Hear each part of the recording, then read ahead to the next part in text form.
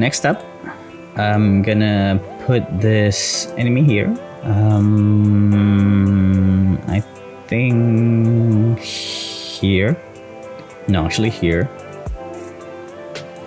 It's closer toward being a bit broken. Not exactly balanced, but it's not that bad compared to the one on the broken tier list. In the broken tier, this enemy can be annoying, especially it has the chance to imprison us with one of its basic attack. And then the one that using clock, the one that requires you to attack her as many times as possible, it can be annoying as well, because if you don't attack her enough, that charging attack can deal quite a bit of damage. But it's not too bad, especially if you bring AoE characters or destruction character most of the time, since you can deal with multiple enemies at once. This enemy will be in balanced tier and a bit towards broken, because things can get out of hand if you're not careful. But not too bad, Alright, next up. This guy's here. This guy's here.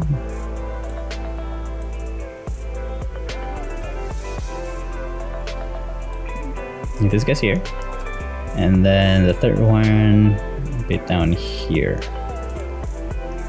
Okay. Let me say why. This one is harder to deal with because dots annoying to deal with. You need a cleanser, and also dots doesn't trigger counter. So I like to bring Clara and Yunli in my team because I like counter playstyle. Dot just shuts down the counterplay. This guy never actually directly attack us, he just applies status effect. And they can apply multiple status effect quite easily if you're not careful about it. Oops, sorry, I'm supposed to bring this one down here and this one down here. Yeah, this one can get a bit messed up. So this one is a bit more towards broken, but it's still doable, it's still manageable. They're still not in the same category as these guys down here. But these two are more manageable, I guess. This one mostly deals physical damage, and I think also the one is able to absorb, or rather remembers the damage that is being dealt to this enemy, and it will return the damage back at some point, if I'm not mistaken. That's what the gimmick is. And this one is able to inflict sleep and deal some physical damage. I don't remember what its ultimate move is, but this one is not too bad most of the time, which is more towards balance. And following up with this three, I'm gonna put this one here. Why is that? Because it's pretty much these three together with one extra move from what I have observed. So basically this enemy turns from elite enemies into a boss. They have a shared HP, but each of them have their own toughness break. It's underwhelming because it's just these three. It's just like we're fighting these three, but on the second and the third phase it has one extra attack, which is kind of boring. I wish there are more than one, but at least they're not fully underwhelming because there's some kind of comeback mechanic. If you manage to break all three weaknesses, they will receive tons of damage, which is pretty good.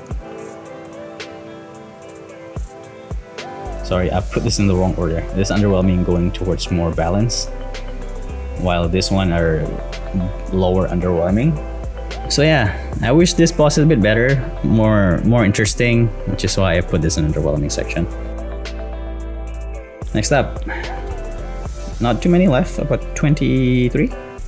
I'm gonna take this one. Is going towards broken a little bit. This enemy hits a bit annoying because first you can summon an enemy, a mob, that has, I would say, 2 lives, and this guy receives draining attack.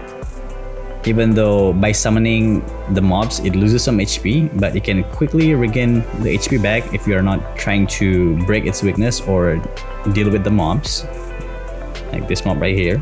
So This guy can get out of control if you don't bring the right teammates, but if you have cleansers, the fight's a lot more manageable. So they're not as bad as this 4, but I think they are worse. I think it could be like very, very close to what's broken. Personally, I think this is more annoying to deal with compared to this 2, especially thanks to the HP drain mechanic. If the challenge decide to make this guys to be super tanky, it's not exactly a fun fight for me.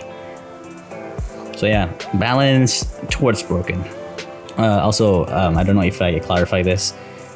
This is more like broken towards balance, and this is underwhelming towards balance. It's not underwhelming towards broken. Okay, like this is not a direct continuation. It's just that balance becomes broken, balance becomes underwhelming. These 2 are not connected. Okay, next up.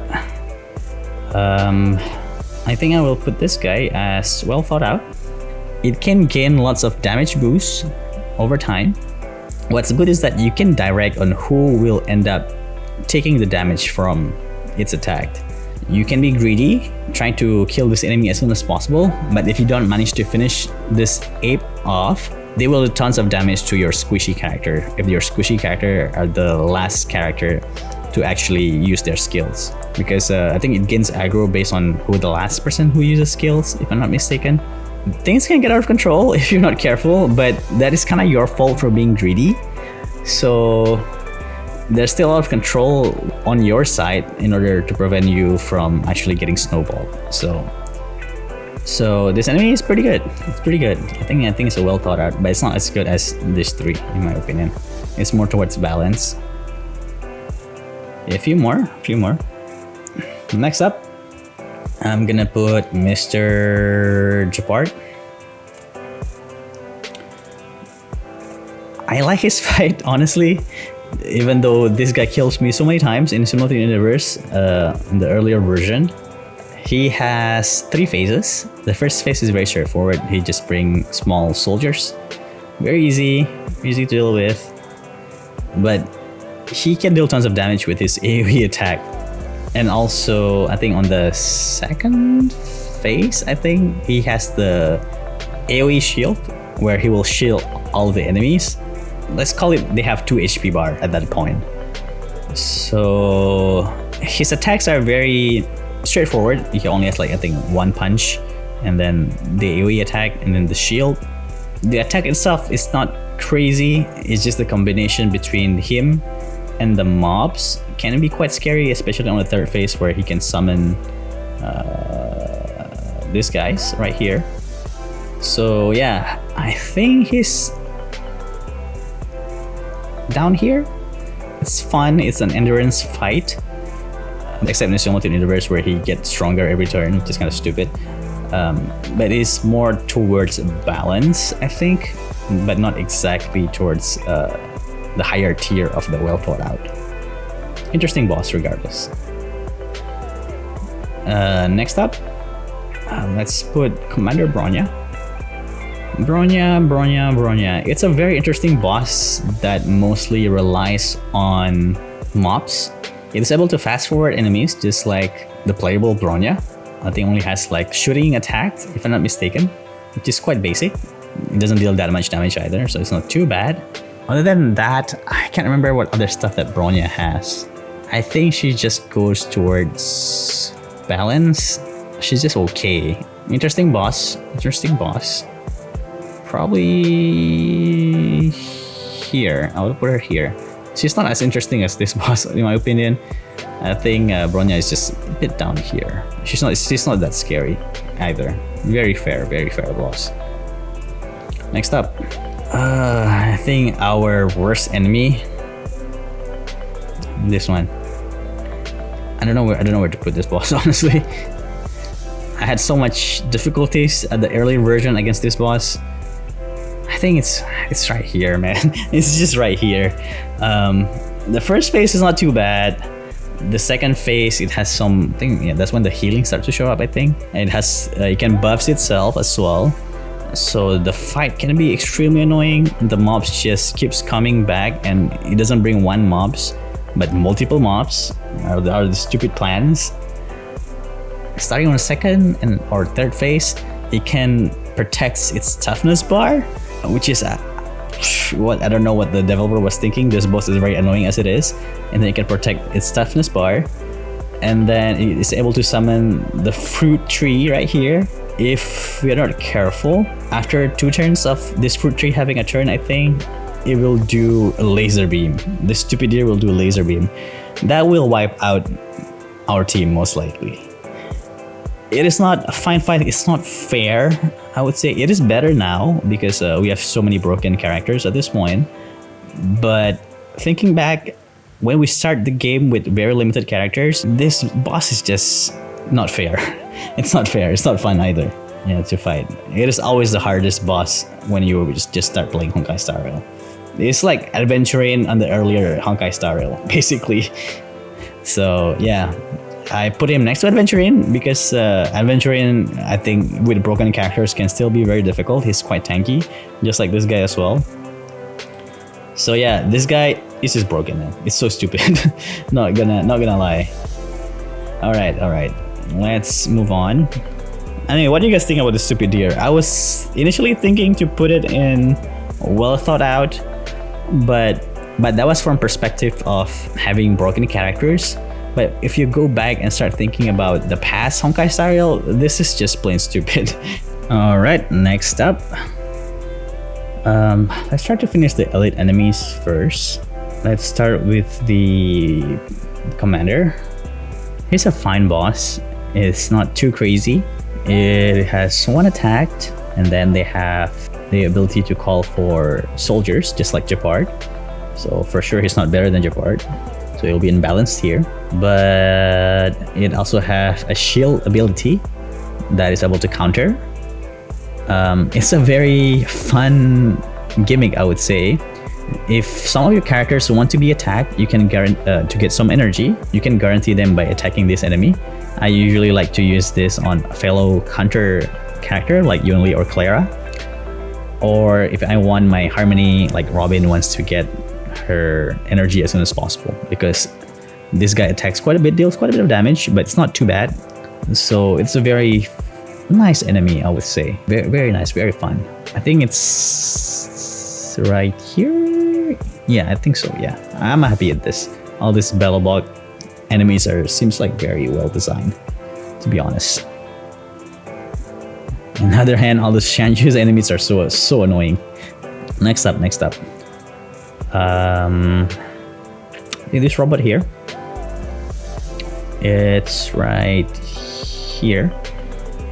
The thing with this robot, I was thinking to put it in broken at first, but I'm like, I don't think this robot is as bad as this guy. This guy is in balanced tier, so his also has to be in balanced tier. So why I was thinking to put this robot in the broken tier, because it is able to stack so many physical dots, like what do you call it, bleed, I think. That is annoying. When the bleed accumulates, your characters can hurt quite a bit. And this robot is pretty fast, and the lock-on ability cannot be disabled. Once it locks out to you, even though it's broken, once it recovers, it will still try to hit the same target. So if you're a squishy character being targeted, that is a problem. Back then, at the beginning of the game, I like to use Preservation Trailblazer to kind of force it to target him. But now, at the more difficult challenge, like Simulated Universe or Memory of Chaos and Apocalyptic Shadow, I don't bring any taunters anymore. And this guy can be pretty annoying if I'm not being careful, and if I don't cleanse the bleed. So yeah, this guy can destroy characters if you're not being very careful. So, but they're not as bad as the one down here, because it's not as bad as this guy either, in my opinion. So let's keep it in balance. Okay, next up, the dinosaur. I think I'm gonna put in well thought out. I think it's even better than Japard, honestly. This enemy is very interesting. It's very tanky. It has a decent amount of toughness bar. It can power up if we don't try to break its toughness as soon as possible. It can deal tons of AoE damage multiple times. So we call it bounce. I think I call it bounce before, right? yeah, very tough enemies, but the moment you break its toughness bar, it becomes very vulnerable. You can deal tons of damage on this enemy, and I think they also become more vulnerable. They receive more damage, just like Sam here, which is why even though it's tough, it is still quite, how to say, you can still make a comeback the moment you break its toughness bar. So it's very well thought out enemies in my opinion. Interesting gaming. It's very challenging, but the reward is still pretty good. Alright, next up. The big robot here. It's pretty balanced. I think it's not as good as this guy's. This boss called allies, the small hands, small bombs. If anything, this is actually to our advantage because when it blows up, it will deal damage to this, both HP and toughness. And it has taunt, which is not too bad because we like to use destruction unit these days. Even back then, it wasn't that bad, but it is able to deal tons of damage if you're not careful, because it has a AoE storm attack, if I'm not mistaken, that can deplete your HP quite a bit if you're not careful. But it's not too bad. This guy is not too bad. Not as interesting as this guy's down here. I mean up here, but I think it's better than this guy's. And they're not as good as this guy's, but it is more interesting than this guy's down here and not as broken. Next up, just a few more elite enemies. This guy, I'm gonna put him pretty high because despite it being very strong, it has tons of attack power, but you're able to contain it quite nicely.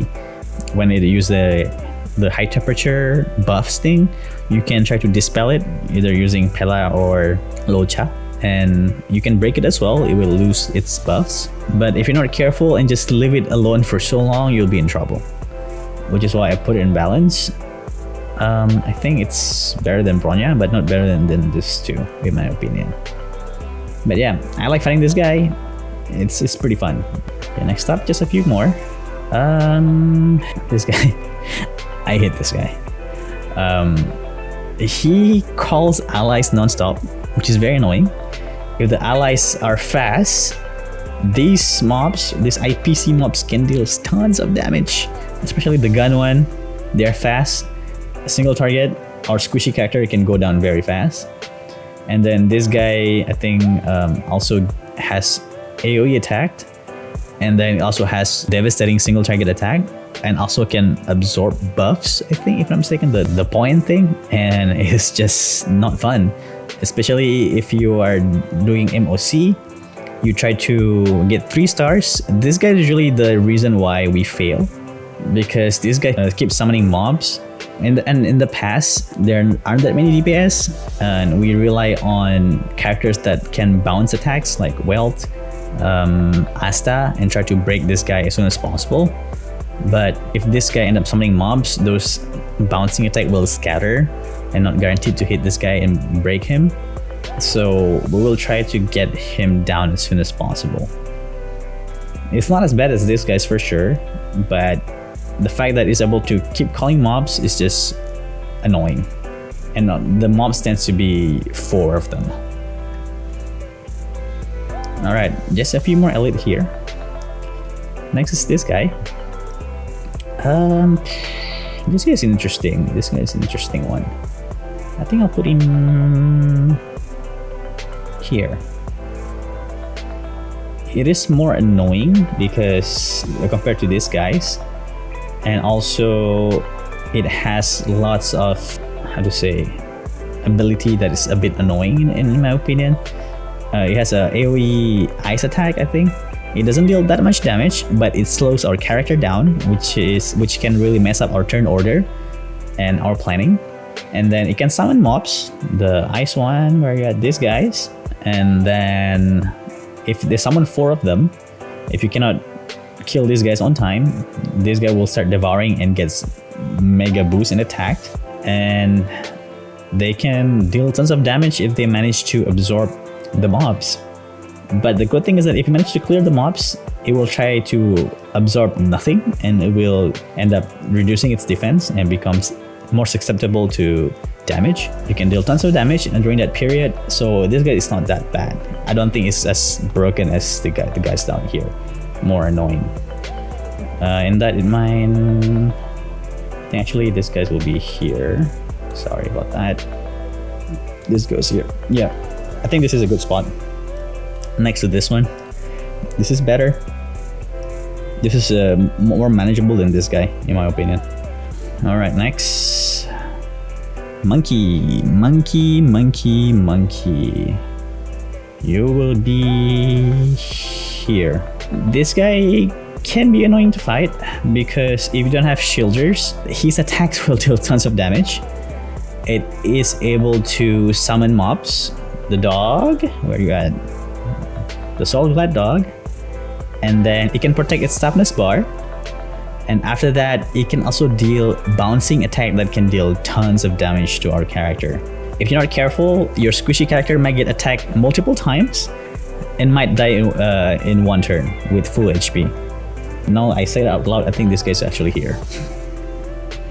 It's a lot easier to get out of control. Actually, it's actually maybe even here. Yeah, I'm happy for this guy to be here. Very close to broken. Okay, I think I might put him here. Never mind. I put him here. I don't know. It's just weird. There's no. I guess actually, yeah. I was about to say like there's no weakness that we can exploit, but not really. There's actually a loophole. Actually using shielder, but shielders are very limited. The one actually usable right now is only adventuring. The older shielders are not suited to fight the more modern enemies, I think. So I guess I put it in broken, but not as bad and annoying as this guys, in my opinion. Okay, we have 10 more. Let's do the last mobs here. This guy, he's fine. It's not bad. It has single target. It has AoE. It has 3 attack and a target. It can advance a Borisid. It can get buffs, but his attacks are not that devastating. The damage are fair, and you can stop the buffs if you attack him, if I'm not mistaken. I don't exactly remember how the mechanic works on top of my head right now. It's very similar to Hule, but which we're gonna talk about later. But this guy's not bad. He's cool. Lots of attacks. Not annoying, not too bad. When I say it out loud, I think he can go up here. Alright, next. Alright, we're done with the elite enemies. Let's do bosses next. I'll do the weekly bosses last. Let's start with our boy Yanqing.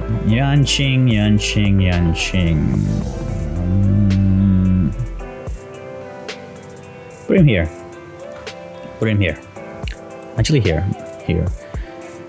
Despite he is our punching bag, his fight is actually pretty well thought out in my opinion. He summons swords, at which we need to guess what element it's weak to, but if you want to, you can brute force and just try to destroy the swords without using the right elements, which is kind of fair if you confident with your damage, for whale especially. And if you manage to break all the swords, he will receive tons of damage and also toughness damage, if I'm not mistaken. And then also he won't get that much buff to release his ultimate attack. His ultimate attack, if you don't manage to clear out the swords, will be quite devastating, if I'm not mistaken. He's able to deal freeze and deals quite a bit of damage, a single target damage, mind you. But it's not that bad. He won't snowball that often unless you don't break the swords. So I think it's pretty well thought out boss. And he's more complicated than Kukulia, and I think it's more fun than Kukulia. So I'll put it in well thought out. But I think Septimus is still better overall. Alright, next is... Okay, these are difficult. I don't know where to put these guys. Let's do the Swarm.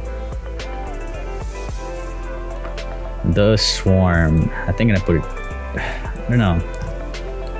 I put it here. I was thinking it was well thought out, but thinking back, most of its kit are... How to say? Very one-sided. So much offense. It can summon bugs, these bugs, These bugs can inflict wind shear. This one takes 2 turns to deal 2 turns as berserk, and we lose control of our character, which is annoying, especially if our healers end up getting berserk. And its attacks deals a lot of damage, and then it also inflict wind shear. It has 3 target attack as well, if I'm not mistaken. And then on the 3rd phase, it will summon a duplicate of itself, which is stupid. One of them is already annoying, now they have 2. And then it also has an ultimate attack that can kill our characters in 1 hit if you're not being careful and breaking it before it unleashes it. I was thinking to put it in a well thought because this boss is not that difficult these days because we have so many new characters. But thinking back, the first time Swarm Disaster came out, this guy was a nightmare. We didn't have enough tools to actually deal effectively with this guy except by constantly freezing him, which is not fair. It has 1 drawbacks. I think it has 1 advantage that we can exploit, which is if we manage to kill all the small bugs, it will explode and deals damage to the boss. But I don't think that's enough to offset on how unfair this boss is. Yeah, I'm happy to put him here. It's either this, I think, yeah. This guy's more annoying than the automaton, but not as bad as the deer. The deer are just purely stupid. So yeah, I'm happy to put it here. Next up, Argenti. Excellent design. It has 3 phases. Its attacks are pretty varied. It has a single target. It has full AoE team. His best attack is spin his spear and just steal a whole team. I really like the animation, honestly speaking. It is able to summon minions. The shields, if it's here. Okay, the shields, the 3 shields. One of them give buffs to Argenti. One of them gives shields to Argenti. The other one deals damage to us. It's excellent design in my opinion because this shields not only benefits him, but if you manage to break the shields, it will benefit us as well. Especially the shield one. If you're able to guess his pattern, I suppose, you can invalidate his super attack, the full AoE attack, by utilizing the shield. And then if he able to destroy the attacking shield, the shield will attack back, it will deal damage to Argenti. And the rose one, the one that gives buffs, if you manage to destroy it, you gain the buff instead. Honestly speaking, it's very a fun fight. You can get snowball out of control if you manage to lift the shields out for too long, which is why sometimes you might want to focus on the shields first. I mean, these 3 things, I don't know, I think I call them shields unconsciously.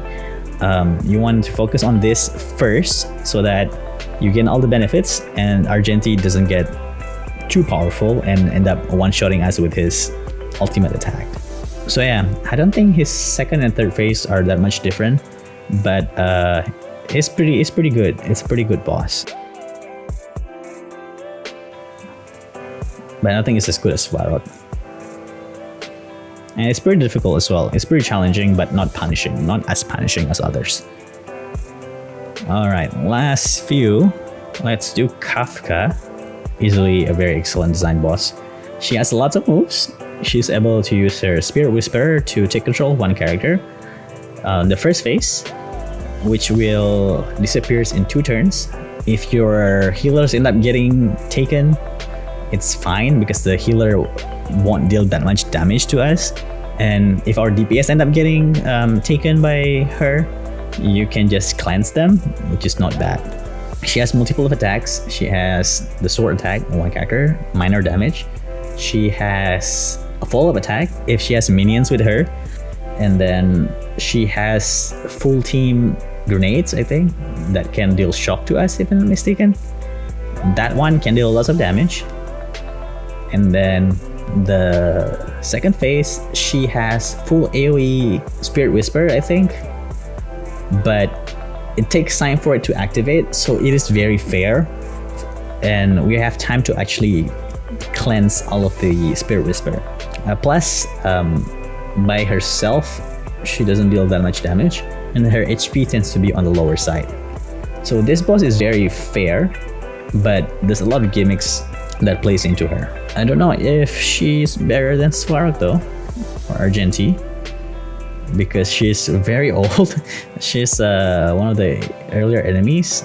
Svarog is an exception. I think probably like this. Yeah, I like this. I think I put her behind Svarog when it comes to excellent. Trying to think if she has another gimmicks, because the one that I remember are mostly the one from Apocalyptic Shadow these days, but her original ones, I don't think it's that bad. Yeah. Actually, I'll take that back. She's here. She's here. I don't think she's that challenging unless you're very unprepared to fight against her. You don't bring cleanser at all. That would be different. Yeah, she's not that crazy that you need to be like always on your toes, make the right decisions, unlike these four. Like you need to take your turns carefully. And so yeah, I think Kafka is well thought out. Well thought out. Alrighty. 2 more bosses. Cocolia. She is a boss. She is a boss.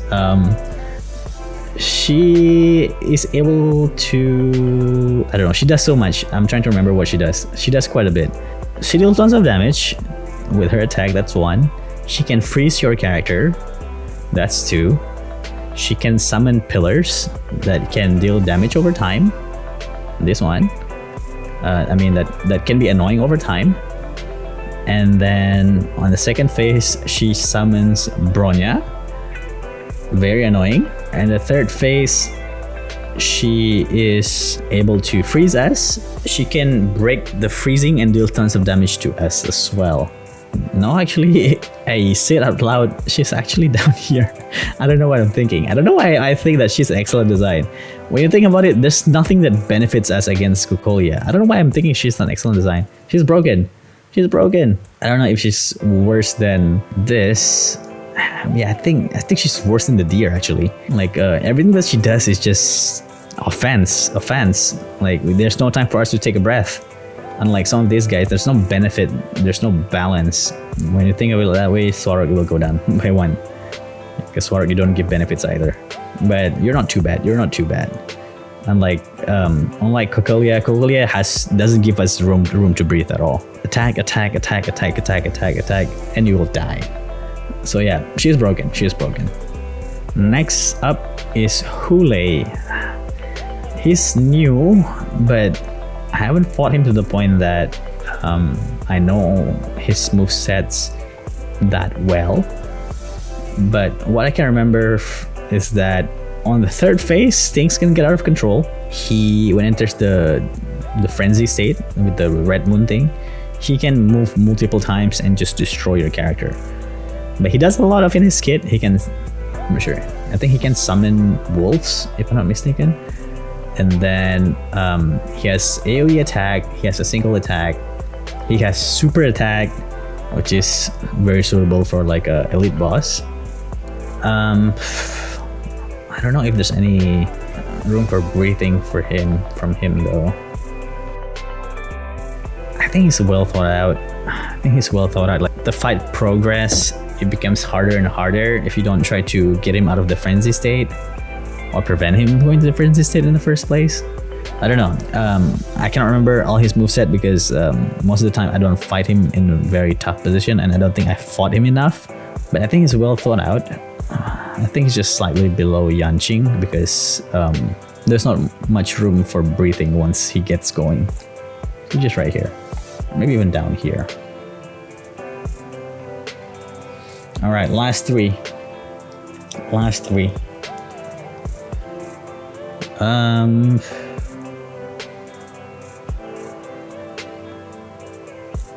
think here. The Eminator, I forgot what's the name of the scarab thing. He deals so much damage, that's 1. But the good thing is that he summons mobs that will explode if they die and deals quantum damage, which is not bad. A little bit more damage to this guy. He's not that tanky, the second one. He's able to give us quantum ailment though, which can be annoying. And the one afflicted with ailments will be run down by this one because for some reason it inflicts taunt on our character if the status effect sticks. and then it's able to summon the bugs when the shield is up, but not a shield, more like a barrier, or no, more like a field, I think. But if you manage to destroy the field, it will explode and deals damage to the bugs, and the bugs will die and in turn deals damage to the Scarab King, which is quite fair, thing to do. But his big attack, if you don't break the weakness as soon as possible, can be devastating. Back then, the first time it came out, I think you need a very specific team to fight against this guy, otherwise you'll be doomed. He deals way too much damage, quite fast. But he's not that bad. His HP is not high, as I said, and then all of the bugs really help us to deal damage to him. So I think I put him well thought out. Below Yanqing. Alright, Panthelia. Where do I put you? I think she's excellent design. I like her fight. She's not tanky, that's one. The first phase she has the Lotus thing that will absorb our skill point, but if we manage to destroy the Lotus, we get our skill points back, even surplus. She's not that bad on the first phase. She has multiple attacks. On the second phase, she will summon a Lotus that will sap our HP. That can be annoying, but as long as we can cleanse, it's still fine. Even not cleansing, if you're able to hold with a really good shield, you're still fine as well. And then she has ability to target a character, and the Lotus will deal significant of damage. But if you manage to break the Lotus will end up giving her debuff instead, the vulnerability. She will take more damage, which is very balanced. Other than that, her attacks can be quite devastating, especially the transition from first phase to second phase. Because if you're not ready and you didn't heal your character, one of your character might die during the transitions. So it can be dangerous if you're not careful. And the third phase, it's pretty much combination of first and second phase, but she get 3 actions.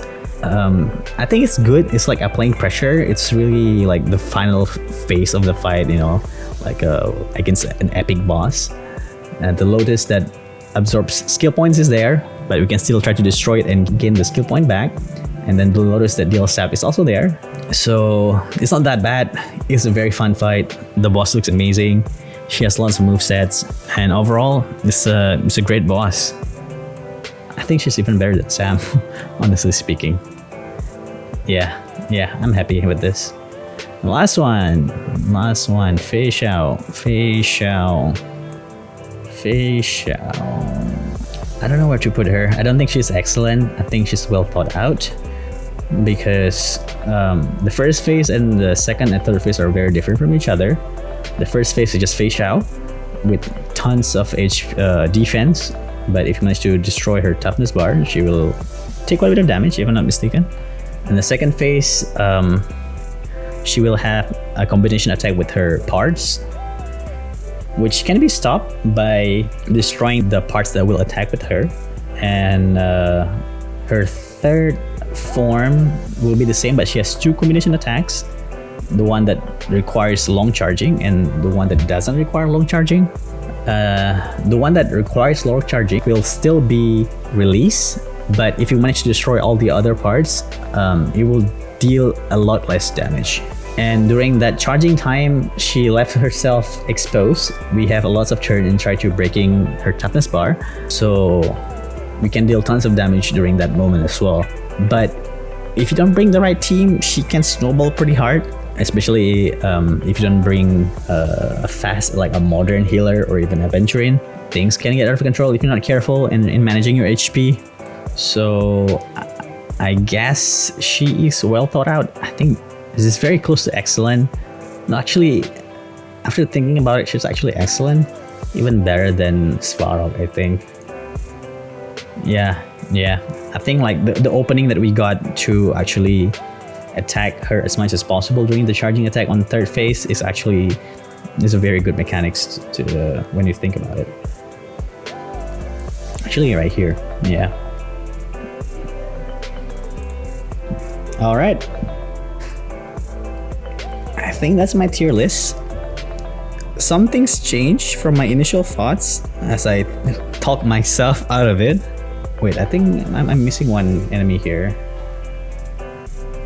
Oh yeah, I did miss one enemy. Like, it's the new enemy from 2.6, the big TV enemies. Let me add that enemy really quick. All right, last guy here. He's here. It's pretty much like this guy right here, but it's a bit better because it's a combination of all the troops, like the dinosaur, the monkey. Is the monkey there? No, it's not the monkey. The dinosaur, the TV, the gacha machine, and then the clock. They pretty much have the same function, but the difference is that instead of them actually changing channels, I think once you change the channels, they won't change the channel back. It will lock itself in the positive channel until its turn, so it's not too bad. And I don't think there's any unique moveset apart that their special attack or their ultimate attack, just like the trio here. So it's nothing crazy. It's just like mobs bond together and have an ultimate attack. So far, it's not too bad of an enemy. I don't count the one in Apocalyptic Shadow because they have different gimmicks, and this is relatively new. They haven't experimented much yet in many different modes for this particular boss. So I'm gonna leave it in underwhelming for now. And now for real, that's all of the enemies, elite enemies, bosses, and the weekly boss in their respective tier. I'm trying to analyze them, but I'm pretty sure there's a lot of subjective opinion being inserted there. So pardon me for that. You guys agree with this list?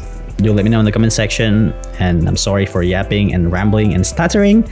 Not very used to just spontaneously saying what I have in my brain. Anyway, I just want to say this before we move on to version 3.x. I mean 3.0. Looking forward to see what Amphoreus brings us and what kind of unique enemies we will see. And we will come back to this tier maybe sometimes next year. Thanks for watching. Until next video, stay sharp gamers. Oh, and don't forget to like and subscribe!